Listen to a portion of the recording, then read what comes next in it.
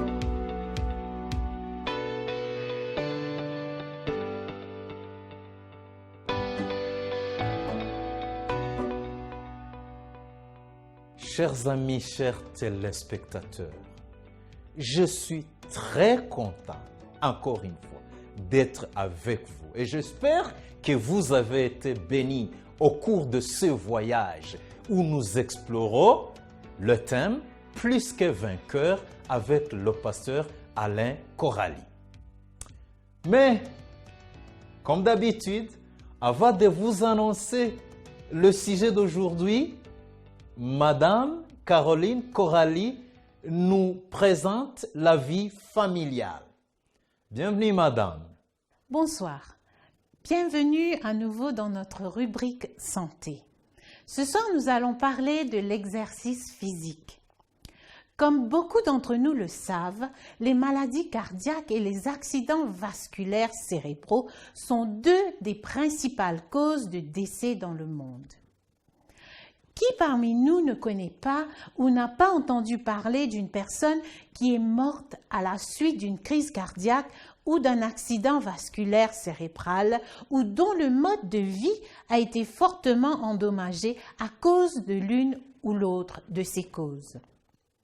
Pourtant, des études montrent qu'une réduction significative du risque de maladies cardiovasculaires se produit à des niveaux d'activité équivalents à 2h30 par semaine d'activité physique d'intensité modérée. Il est prouvé qu'une activité physique plus intense, jusqu'à 1 heure par jour, entraîne une réduction supplémentaire du risque de maladies cardiovasculaires. En d'autres termes, l'exercice physique peut jouer un rôle important dans la réduction de notre risque de crise cardiaque ou d'accident vasculaire cérébral. En outre, en vieillissant, nous devons nous poser la question de la solidité de nos os. La diminution de la densité osseuse au cours du vieillissement peut être ralentie par une activité physique régulière, commençant à 1h30 par semaine et se poursuivant jusqu'à 5 heures par semaine. Des études de recherche sur l'activité physique visant à prévenir la fracture de la hanche montrent que la pratique de 2 à 5 heures d'activité physique par semaine d'intensité au moins modérée est associée à un risque réduit.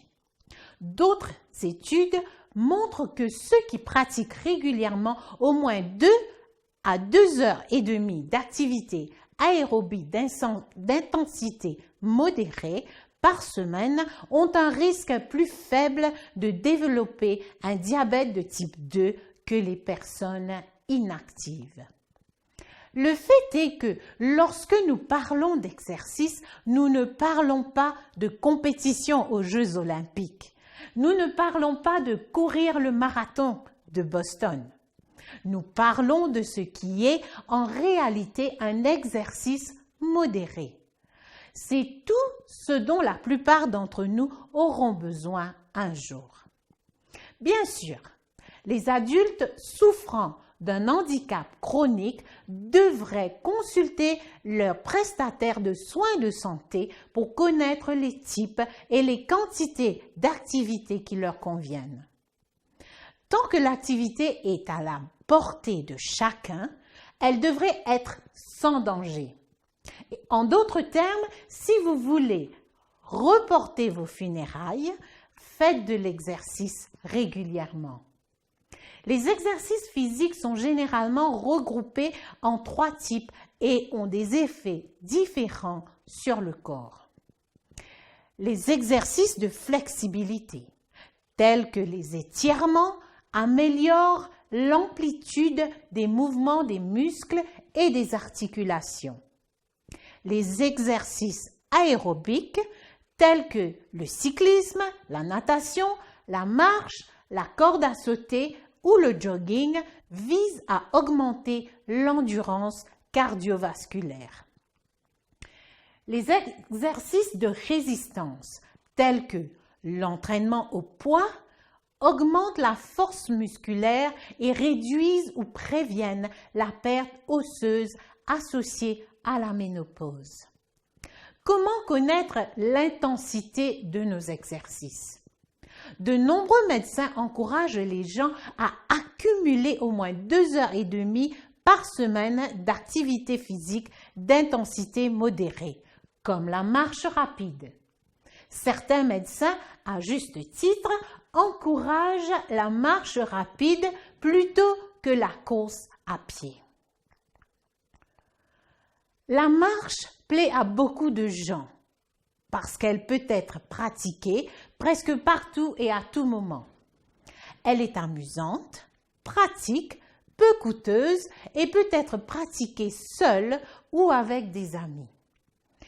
Elle ne nécessite pas non plus d'équipement particulier. Des chaussures et des vêtements de marche confortables sont tout ce dont vous avez besoin. L'exercice et l'activité physique peuvent être agréables. Ils vous donnent l'occasion de vous détendre, de profiter du plein air ou simplement de vous adonner à des activités qui vous rendent heureux. L'activité physique peut également vous aider à établir des liens avec votre famille ou vos amis dans un cadre social agréable. J'aimerais conclure avec ce texte biblique dans 1 Corinthiens 6, les versets 19 à 20. Le verset 19 commence comme cela. « Ne savez-vous pas que votre corps est le temple du Saint-Esprit qui est en vous, que vous avez reçu de Dieu et que vous ne vous appartenez point à vous-même. » 20. Car vous avez été rachetés à un grand prix. Glorifiez donc Dieu dans votre corps et dans votre esprit, qui appartiennent à Dieu. Merci pour votre attention. Je vous encourage à nous suivre chaque soir pour une nouvelle rubrique santé. À demain.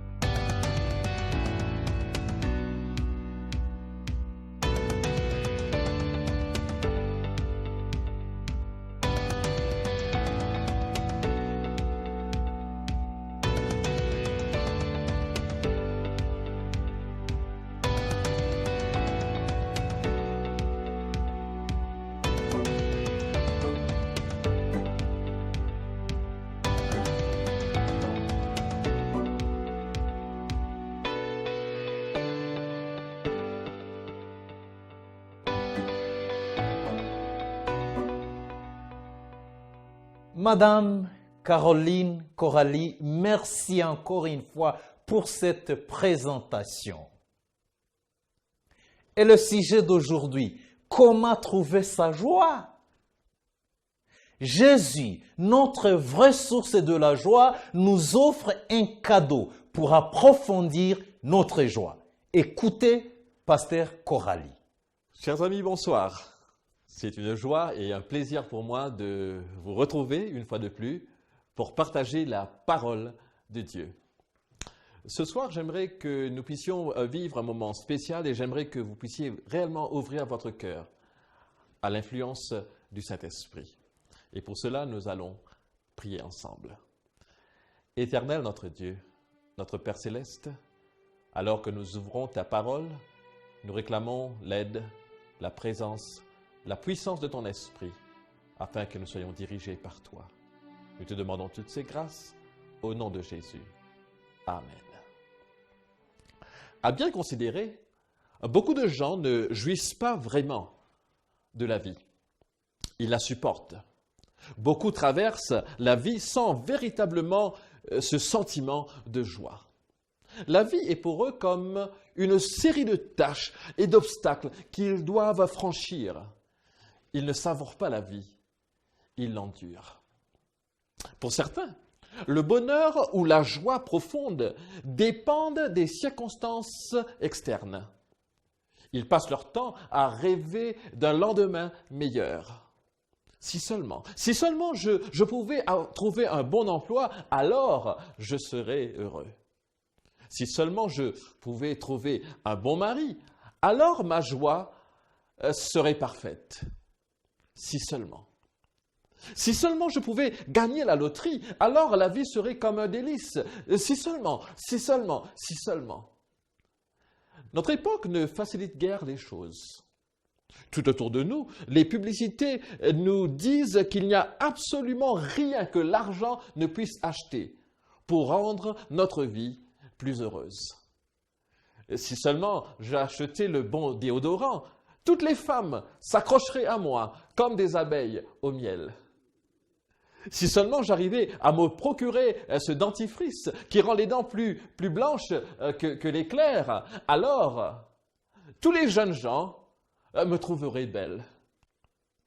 Chers amis, tout cela ne sont que des leurres, des mirages, qui nous font croire que la joie ou le bonheur s'achètent comme si on achetait du pain ou des tomates. La Bible nous révèle la vraie source de joie. Et c'est ainsi que dans Jean 15, le verset 11, Jésus nous dit « Je vous ai dit ces choses, afin que ma joie demeure en vous et que votre joie soit parfaite. » La joie que nous devons avoir en tant que chrétiens est la joie de Jésus. Ici, il dit « ma joie ».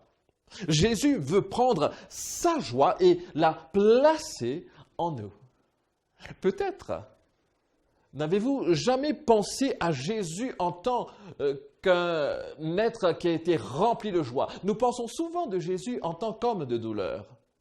Pourtant, Hébreux, le chapitre 1er, le verset 9 nous dit que Dieu a oint le Seigneur Jésus d'une huile d'allégresse, une huile de joie au-dessus de ses compagnons.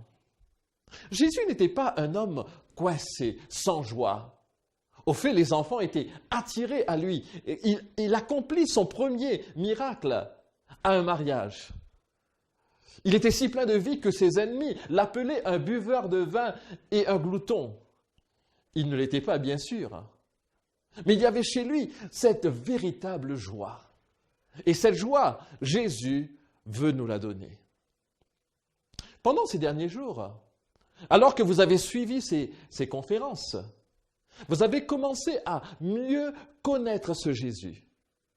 Et si vous l'avez accepté comme votre Sauveur, comme votre Seigneur, vous ressentez sans doute en vous, à l'instant même, une nouvelle joie.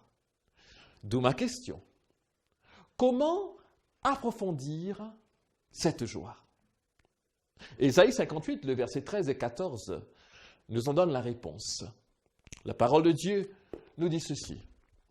Si tu retiens ton pied pendant le sabbat pour ne pas faire ta volonté en mon saint jour, si tu fais du sabbat tes délices pour sanctifier l'Éternel en le glorifiant, si tu l'honores en ne suivant point tes voies, en ne te livrant pas à tes penchants et à de vains discours, alors tu mettras ton plaisir. D'autres versions disent, alors tu mettras ta joie en l'Éternel. Et je te ferai monter sur les hauteurs du pays. Je te ferai jouir de l'héritage de Jacob ton père, car la bouche de l'Éternel a parlé. Nous trouvons ici 3 promesses divines. Dieu nous dit à chacun d'entre nous, si tu mets ton plaisir en moi, si tu me glorifies en observant le sabbat, premièrement, tu trouveras ta joie en moi. Pas de fausse joie, mais la vraie joie, une joie simple et profonde. Dieu ensuite nous promet qu'il nous fera monter sur les hauteurs du pays. Et ici, Dieu ne parle pas d'une ascension d'une montagne, bien sûr. Il parle ici de hauteur spirituelle, le fait d'être comblé quand nous entrons dans la joie du sabbat. Et Dieu promet aussi une 3e chose en disant « Je te ferai jouir de l'héritage de Jacob ». Qu'est-ce que l'héritage de Jacob ?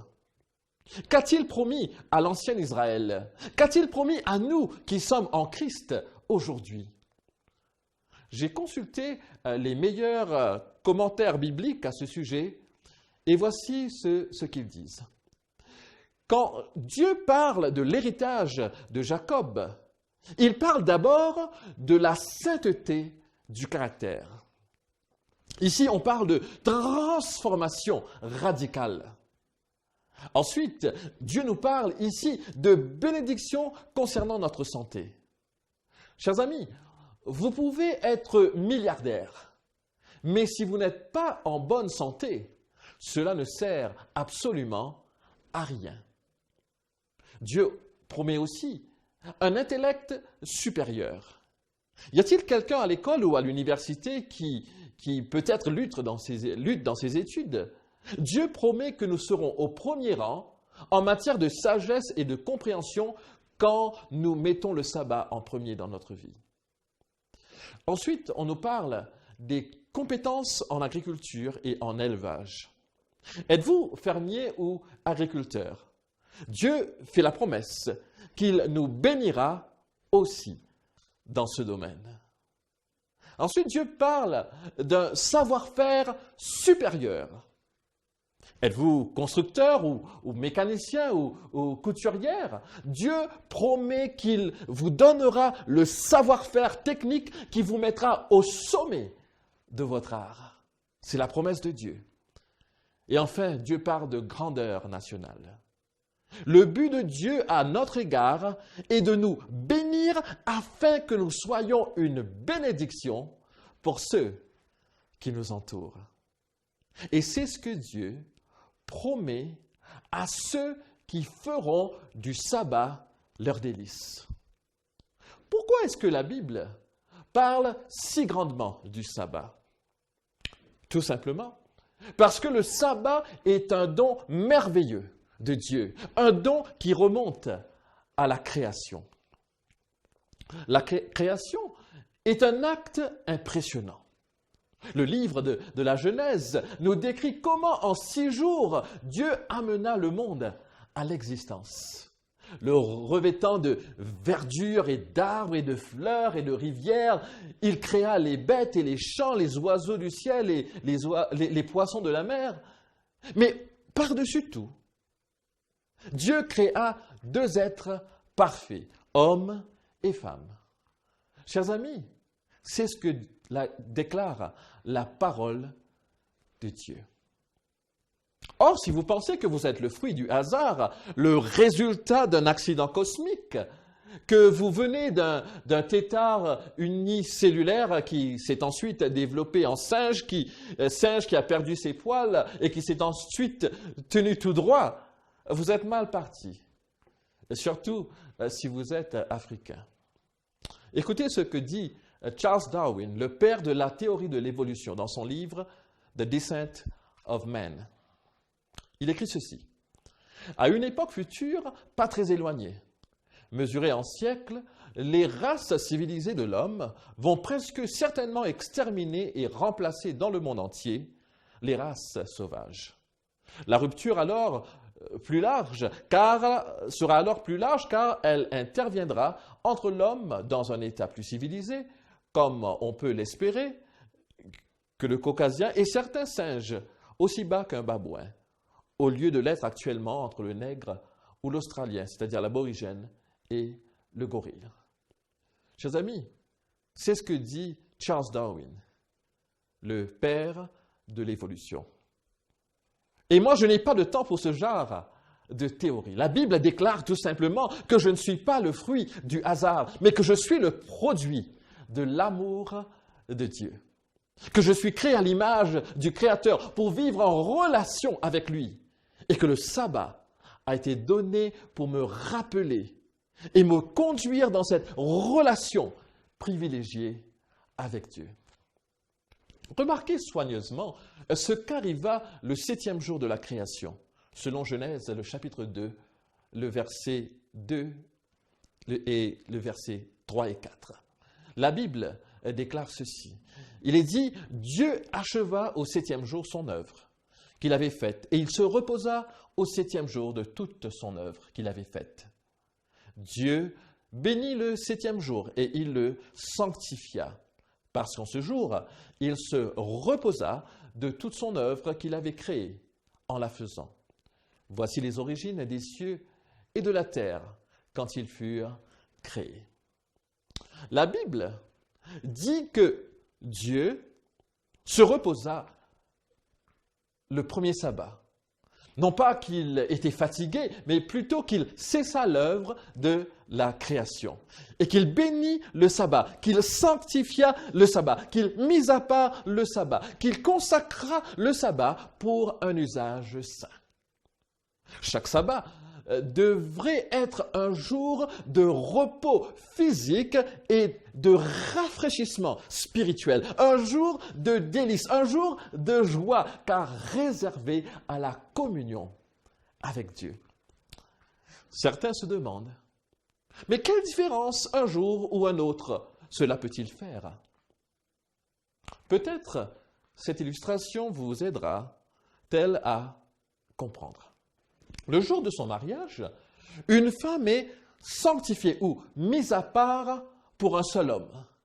Et supposons que ce soit le jour de votre mariage.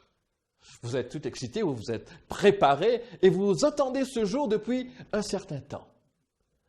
Et supposez que votre future épouse a 6 sœurs. Et au cours de la cérémonie de mariage, l'une des sœurs s'approche de vous et vous dit « Épouse-moi, épouse-moi ».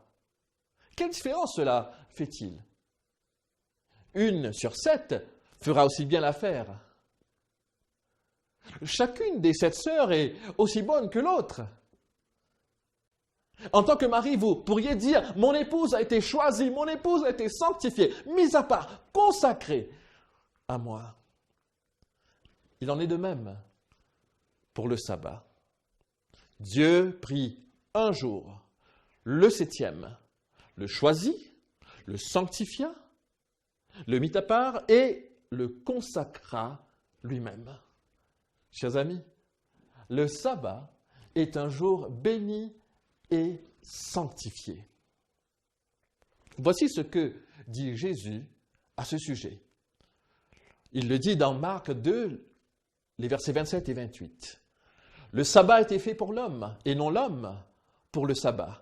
De sorte que le Fils de l'homme est maître même du sabbat. Qui est le maître du sabbat? C'est Jésus lui-même, car il est le Créateur. Jean 1er, le verset 1er et 2, déclare à propos de Jésus, « Au commencement était la parole.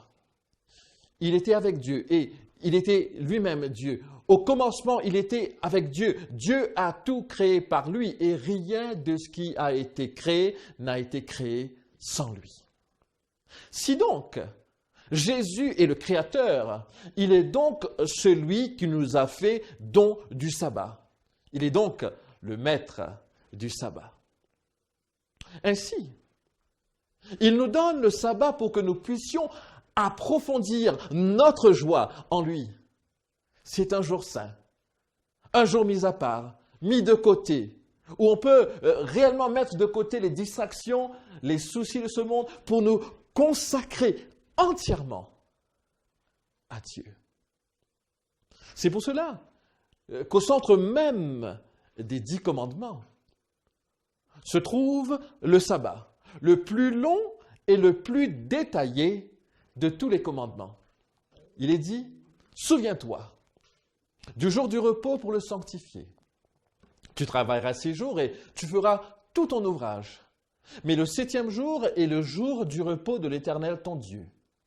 Tu ne feras aucun ouvrage, ni toi, ni ton fils, ni ta fille, ni ton serviteur, ni ta servante, ni ton bétail, ni l'étranger qui est dans tes portes. Car en 6 jours, l'Éternel a fait les cieux, la terre et la mer, et tout ce qui y est contenu. Et il s'est reposé le 7e jour. C'est pourquoi l'Éternel a béni le jour du repos et l'a sanctifié. Le sabbat, chers amis, est le seul commandement du décalogue qui commence par le mot « souviens-toi ». Ironiquement, c'est le commandement que les gens ont tendance à oublier de nos jours. Le 4e commandement est donc un rappel. C'est Dieu qui nous rappelle de l'honorer, de le glorifier, de le célébrer, de faire de lui nos délices. Se souvenir du sabbat, c'est comme se souvenir de son anniversaire de mariage. Il ne suffit pas de dire « Oh, oui, je me souviens, c'est notre anniversaire ». Non, il faut un dîner, il faut des fleurs, il faut que ce soit un moment spécial, une soirée romantique à 2. De la même manière, se souvenir du sabbat signifie utiliser le jour pour montrer notre amour pour Dieu d'une manière spéciale. Jésus a approuvé cette pratique en assistant au service hebdomadaire du sabbat à la synagogue.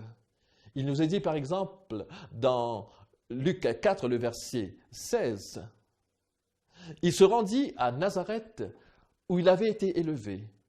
Et le jour du sabbat, il entra dans la synagogue comme c'était son habitude. » Il en va de même pour l'apôtre Paul.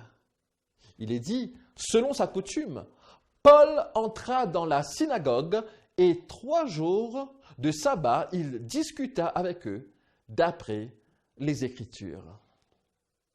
Qu'est-ce qu'une coutume? J'ai consulté plusieurs dictionnaires à ce sujet. Voilà ce qu'ils disent. Ils disent qu'une coutume, c'est une façon d'agir, de penser qui vient du passé. C'est une habitude. C'est une façon d'agir habituelle. Et quelle fut donc la coutume de Jésus? Quelle fut donc la coutume de Paul et des premiers chrétiens? Ils allaient à la synagogue pour louer Dieu, le sabbat. C'était leur façon d'agir habituelle. Le sabbat n'est pas seulement un jour d'adoration, mais c'est aussi un jour de repos. Le sabbat vient du mot hébreu qui signifie cesser ou se reposer. Et c'est pour cela qu'il est dit dans Exode 20, le verset 10, « Tu ne feras aucun ouvrage le jour du sabbat. » Il ne pourrait pas donner de meilleures prescriptions aux pères mordus du travail et aux mères stressées. Le sabbat est un grand signe d'arrêt pour les familles. Cessez de permettre aux choses les plus urgentes de prendre le pas sur les choses les plus importantes. Le sabbat nous permet de remplacer la pression par la prière, le labeur par le rire et les horaires bien remplis par une réflexion paisible.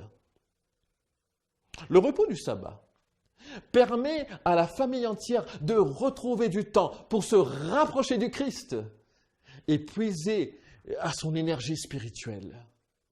l'Église du Nouveau Testament, prenait le sabbat très au sérieux.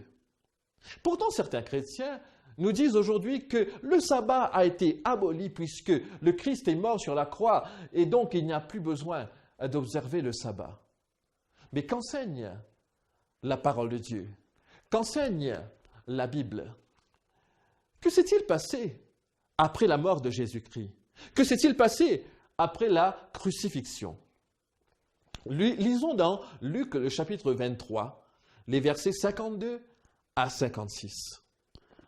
Il nous est dit, en allant voir Pilate, il, c'est-à-dire Joseph d'Arimathée, demanda le corps de Jésus. Puis il a descendu, l'a enveloppé dans un linge de lin et l'a mis dans un tombeau taillé dans le roc, dans lequel personne n'avait encore été mis. C'était le jour de la préparation et le sabbat allait commencer. Les femmes qui étaient venues de Galilée avec Jésus suivirent Jésus et virent le tombeau et constatèrent comment son corps y avait été déposé. Puis, elles rentrèrent chez elles et préparèrent des épices et des parfums. Mais elles se reposèrent le jour du sabbat en obéissance au commandement. Chers amis, vous voyez qu'après la crucifixion, les chrétiens, les disciples, gardaient le sabbat. Et Jésus s'attendait à ce que les chrétiens observent le sabbat à travers tous les siècles. Ainsi, il s'attendait à ce que les chrétiens observent encore le sabbat en l'an 70 lors de la destruction de Jérusalem. Nous lisons dans Matthieu, le chapitre 24, le verset 20. « Priez pour que votre fuite n'arrive pas en hiver ni un jour de sabbat. » Le sabbat est comme un fil d'or qui court de la Genèse à l'Apocalypse. Et ce dernier livre nous décrit ceux qui sont prêts à rencontrer Jésus lors de son retour en gloire. Apocalypse 14, le verset 12 déclare « C'est ici la persévérance des saints qui gardent les commandements de Dieu et la foi de Jésus. » Jésus a dit dans Jean 14, le verset 15 « Si vous m'aimez, gardez mes commandements. » Et ces commandements comprennent aussi le sabbat. L'un de ces commandements nous dit « Souviens-toi du jour du repos pour le sanctifier. » Voulez-vous suivre votre Créateur maintenant? Voulez-vous trouver votre joie en lui? Voulez-vous suivre l'exemple de Jésus et des apôtres en adorant le Créateur le jour du sabbat, le 7e jour? La question du sabbat, ce n'est pas seulement quel jour nous observons. Non, mes amis, la question du sabbat, c'est suivre Jésus jusqu'au bout. C'est se tenir aux côtés d'Adam et Ève lorsqu'ils adorèrent Dieu le premier sabbat de l'histoire du monde. C'est obéir au commandement de Dieu avec Moïse lorsque Dieu dit « Souviens-toi du jour du repos pour le sanctifier ». C'est adorer Dieu le même jour qu'Ésaïe, Jérémie, Daniel ou tous les autres géants de la foi de l'Ancien Testament qui adorèrent Dieu le sabbat. C'est louer Dieu chaque sabbat comme les premiers chrétiens avec Paul, Jacques, Pierre et Jean. Et c'est appartenir au peuple de Dieu des derniers temps qui, d'après l'Apocalypse, gardent les commandements de Dieu et ont la foi de Jésus. Chers amis, le sabbat fut institué avant l'apparition du péché sur la terre et sera encore célébré après que le péché aura été banni de la terre à tout jamais. Nous lisons dans Ésaïe, le chapitre 66, le verset 22 et 23. « Car comme les nouveaux cieux et la nouvelle terre que je vais créer subsisteront devant moi, dit l'Éternel, à chaque nouvelle lune et à chaque sabbat, toute chair viendra se prosterner devant moi, dit l'Éternel. » Ainsi, chers amis, le sabbat était célébré avant l'apparition du péché sur la terre et elle sera encore célébrée sur la nouvelle terre. Donc, n'est-il pas raisonnable de penser que le peuple de Dieu doit célébrer le sabbat à notre époque? Chers amis, en Christ, nous pouvons être plus que vainqueurs des pratiques, des traditions qui parfois nous empêchent de vivre pleinement pour Jésus, de le suivre pleinement, d'avoir sa joie en nous. Je terminerai comme j'ai commencé, avec ce texte d'Ésaïe, le chapitre 58, les versets 13 et 14.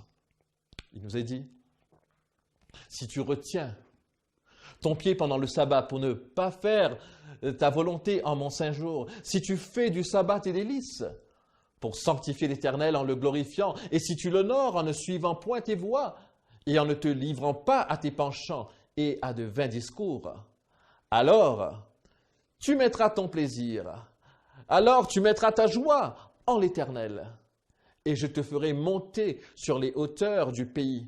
Je te ferai jouir de l'héritage de Jacob, ton père, car la bouche de l'Éternel a parlé. » Chers amis, Dieu veut que nous puissions le suivre fidèlement.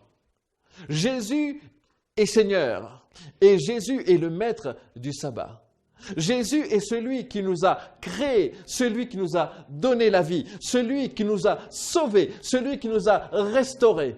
Et il nous donne une preuve de son amour infini en nous donnant le don du sabbat.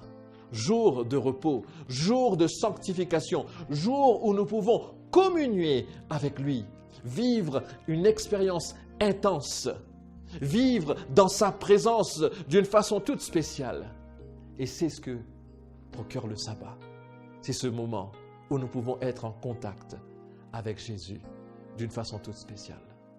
Chers amis, Dieu veut que nous puissions approfondir notre joie, avoir une joie plus profonde.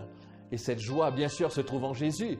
Et quand nous observons le sabbat, le jour qu'il nous a donné, quand nous acceptons ce don, notre joie en lui s'approfondit encore. La parole de Dieu nous dit,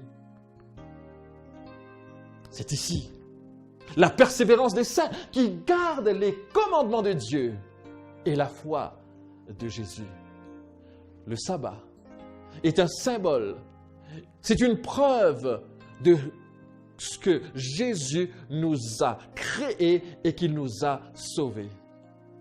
Et c'est pour cela ce soir, j'aimerais vous inviter à obéir à Jésus pleinement, à dire oui Seigneur, je veux te suivre, je veux que ma joie soit profonde en toi, je veux être entièrement à toi, je veux faire partie de ceux qui gardent les commandements de Dieu et qui ont la foi de Jésus. Voulez-vous suivre Jésus ce soir? Voulez-vous vivre une expérience bénie sous son saint regard? Voulez-vous observer ses commandements, y compris le sabbat? Si tel est votre désir, je vous invite à prier avec moi ce soir en demandant à Jésus, de demandant à Dieu de nous donner la force, la joie, l'amour pour le servir totalement.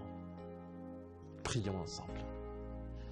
Seigneur, notre Dieu, notre Père, nous te rendons grâce et te bénissons pour ce don merveilleux que tu nous as fait en ton Fils Jésus, car c'est en lui que nous avons la vie éternelle. Nous te remercions aussi pour le sabbat, ce moment où nous pouvons nous reconsacrer à toi en vivant une communion plus intense avec toi. Et ce soir, en courbant le front, nous voulons te dire, Seigneur, nous voulons te servir.